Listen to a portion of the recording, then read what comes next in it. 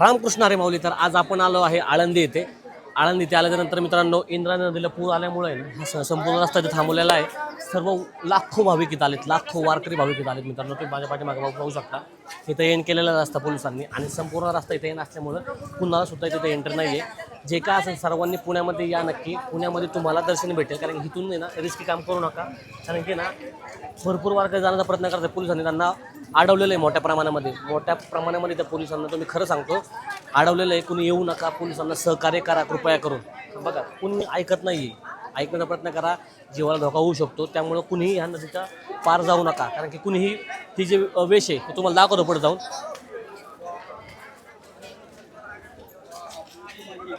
संपूर्ण पाणी तुम्ही बघू शकता कुठपर्यंत पाणी आलेलं आहे मित्रांनो. थोडीशी काळजी घ्या, सर्वांना माझी कळकळीची विनंती आहे. कारण की एवढी इतिहासात पहिल्यांदा असं झालं आहे, एवढं भाविक आलेत आणि त्या माऊलींच्या चरणी जाऊ शकत नाही आत्ता. प्रत्येकाला ओढ लागली माऊलींची तिथे जाण्याची, जाऊ शकत नाही तिथे आत्ता मित्रांनो. तुम्ही पाहू शकता संपूर्ण गर्दी झालेली आहे. काही लोक येऊन त्या विषयावरतीच येऊन फोटो काढून जातात ते. पण ठीक आहे, चला, काही विषय नाही, काही हरकत नाही. ज्याने कोणी आलं नसेल तर नक्की तुम्ही पुण्यामध्ये या. पुण्यामध्ये तुमची सरकारने राहण्याची सोय केलेली आहे. सो त्यामुळं लवकरात लवकर असेल तुम्ही.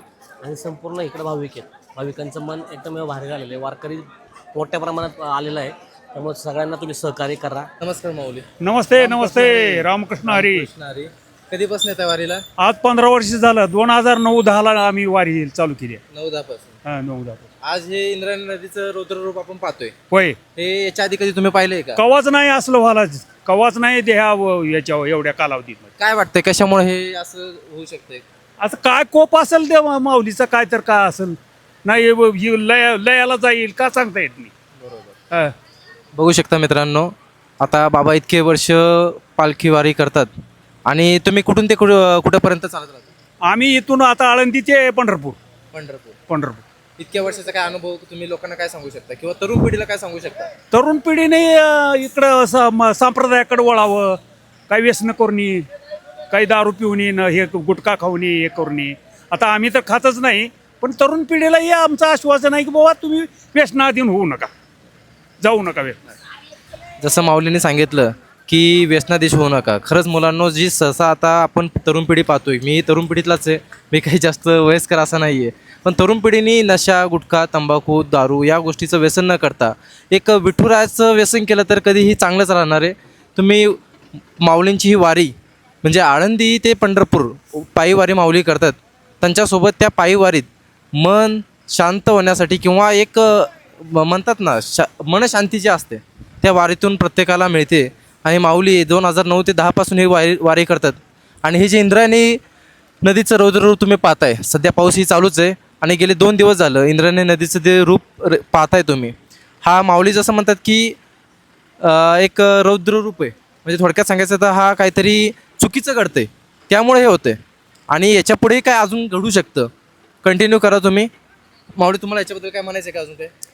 ह्याच्याबद्दल आम्हाला एवढंच म्हणायचं आहे की तरुण पिढीने देवादीकडे वळावं. जास्त कोप होऊ आहे, जास्त पृथ्वीवर जास्त हाहाकार माजलेला आहे, त्याच्यामुळं हा कोप बी घडू शकते. हां, जी तरुण पिढी जी गुटख्याकड, गोव्याकड व्यसनाधीन झाली आहे, नशा पाण्याकडे व्यसनाधीन झाले, ती नशा पाणी न करता विठुरायाचं दर्शन, विठुरायाचं रोज नामस्मरण हे समजा करावं ह्या तरुण पिढीने. ह्याच्यामुळं जर बी होऊ शकता हा कोप. या पृथ्वीवर एवढं हाहाकार माजलाय की सांगताच होय नाही. जमिनीवर पाय ठेवायला जागा राहील नाही आता सध्या. एवढी वाढली आहे ही जनता, बी वाढली आहे एवढी. काय सांगता येते, ह्याचा कोप बी होईल काय सांगता येत. 2093 मध्ये भूकंप जसा झाला, त्या भूकंपामध्ये अनेक घरं उद्ध्वस्त झाले, अनेक संसाराचे लोकांचे पार लयाला गेले. त्याच्यामध्ये वित्तहानी झाली, माणूसहानी, मानहानी झाली, त्याच्यामध्ये अनेक लोक मेले, घर उद्ध्वस्त झाले. तसं बी होऊ शकेल काय सांगता येते. माऊलीच्या मनात, पांडुरंगाच्या मनात आल्यावर काय बी होऊ शकतं, हे आमचं म्हणणं आहे. येग येग विठाबाई माझे पंढरीची आई, भीमा आणि चंद्रभागा तुझे चरणीची गंगा, इतक्या सहित बाया माझ्या अंगणी नाचावे, माझा रंग तुझे गुणी मणी नामयाची जणी.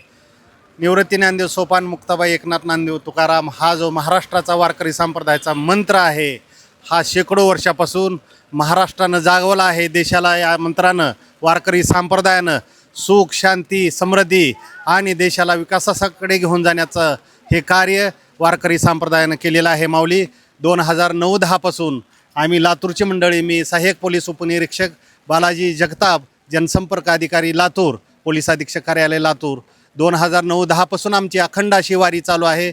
माऊलीच्या कृपेने प्रत्येक वर्षी इथं येतो आणि आळंदीमध्ये माऊलीच्या प्रस्थाना दिवशी संत सोपान काका पालखी सोहळा दिंडी क्रमांक 2 भाऊसाहेब खळवळकर आणि माधव महाराज शास्त्री बुवा टाकळीकर यांच्या मठावर आमची आज पंगत असते. त्या पंक्तीला वारकऱ्याला जेवू घालण्यासाठी आम्ही वर्षा नियमाप्रमाणे आलेलो आहोत.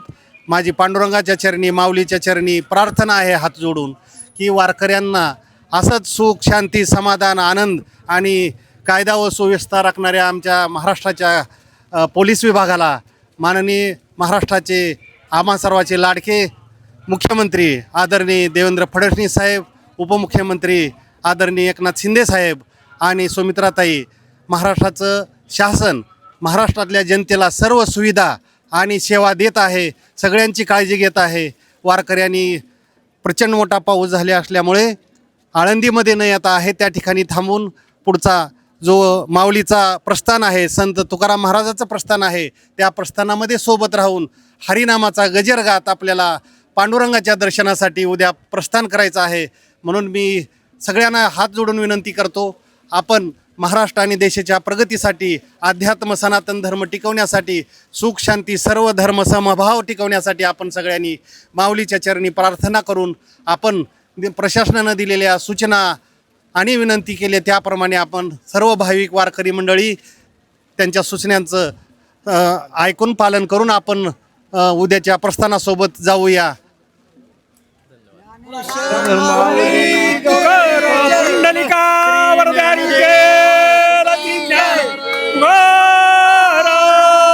पंढरीनाथ भगवान की जय. माऊली ज्ञानेश्वर महाराज की जय. संत सोपान काका महाराज की जय. मुक्ताबाई महाराज की जय. आपलं मनपूर्वक अभिनंदन माऊली. रामकृष्ण हरी. आपल्या सर्वांना सुख, शांती, आरोग्य लाभो हीच ईश्वर चरणी प्रार्थना. रामकृष्ण हरी माऊली. माऊली कुठून आला आपण? आम्ही नागपूरवरून आला. बरं, किती वर्ष झालं तुम्ही वारी करताय? वारी आता हा तिसरा वर्ष झाला. तिसरं वर्ष आहे. बरं माऊली, आता हे जे इंद्रायणी रुद्ररूप जे घेतले हे तुम्हाला आतापर्यंत ह्याच्या आधी कधी घेतलं होतं काय? पूर ह्याच्या आधी कधी आला होता? ह्याच्या आधी कधीच नव्हता. मागच्या वर्षी आला होता. एवढा नव्हता आला. मागच्या वर्षी आलता पण थोड्या प्रमाणात आला होता. पण तुम्हाला असं वाटतंय का आता हा जो रुद्ररूप इंद्रायणीने घेतलाय नेमकं काय कारण असेल? नेमकं ह्याच्या मागचं कारण काय असेल? आता हा निसर्गाचा स्कोप म्हणतात. हो, त्याचा समजा निसर्गाचा खूप म्हणतात. आतापर्यंत नाही पाहिला आम्ही. आतापर्यंत कधीच नाही पाहिला. नाही. पण तुम्हाला असं वाटत नाही का की आता जे त्याचं पृथ्वीवरती काय चालू आहे, म्हणजे सिमेंटची जंगल उभी राहिलेली आहे, त्यामुळे सुद्धा निसर्गाचा स्कोप होऊ शकतो. होऊ शकतो. माऊली आटोक्यात आणणारच आहे, तरी पण लोकांनी सुद्धा आटोक्यात आणलं पाहिजे ना. तुम्ही ह्या लोकांना काय मेसेज देऊ शकता तुमच्या आहेत ना, वारकरी संप्रदायात तरुण पिढीला काय देऊ शकता, संदेश काय देऊ शकता तुम्ही? आता नवीन पिढीनं, आता नवीन जुना जो मार्ग आहे या मार्गाने जे करत आले लोक या मार्गाने चालावं, चांगलं चालल्या पाहिजे. चांगलं चांगलं चालावं चाललं तरुण पाहिजे. पिढीनं. बरोबर तरुण पिढीने चाललं पाहिजे. कारण की आता तुम्ही बघताय ह्याच्यामध्ये वारकरी संप्रदाय असं भक्ती मार्गाकडे जायला पाहिजे. कारण की आज बलात्कार होईल, हे होईल, गुन्हेगारी क्षेत्राकडे तरुण पिढी गेलेली. तर तुम्हाला काय वाटतं की बाबा इथून ही पिढी सगळी मोकळं होऊन आपल्या भक्ती मार्गाला लागले पाहिजे. बरोबर ना? चांगले काम केले चालतं. बाबा तुम्हाला काय वाटतंय? तुम्ही काय सांगू शकता? सांगितलं ना त्यांनी, काय विषय नाही. चला, रामकृष्ण हरी माऊली. चला येऊ. निसर्गाचे रौद्ररूप विरुद्ध भक्तीचा अथांग सागर, इंद्रायणीचा पूर आणि माऊलींची वारी. पुराच्या संकटामुळे वारीचा उत्साह कमी होत नाही, उलट वारकऱ्यांचा संयम आणि पुणेकरांचा सेवाभाव अधिक ठळकपणे समोर येत आहे. बघा माऊली, तुम्ही बघू शकता एवढ्या इंद्रायणी नदीने रौद्ररूप घेतलेला आहे, तरी हा भक्तीचा महापूर काही थांबत नाही. आणि माऊली हे ज्ञानोबाच्या दर्शनासाठी आळंदीत येतच आहेत. बोला रामकृष्ण हरी. तुम्ही खऱ्या अर्थाने तुम्ही पाहू शकता ह्या ठिकाणी वैद्यकीय सेवा चालू झाली मित्रांनो आळंदीमध्ये. जरी कोणाला कुठल्याही प्रकारचा जरी त्रास असेल तर तुम्ही नक्की इथं विजिट करा.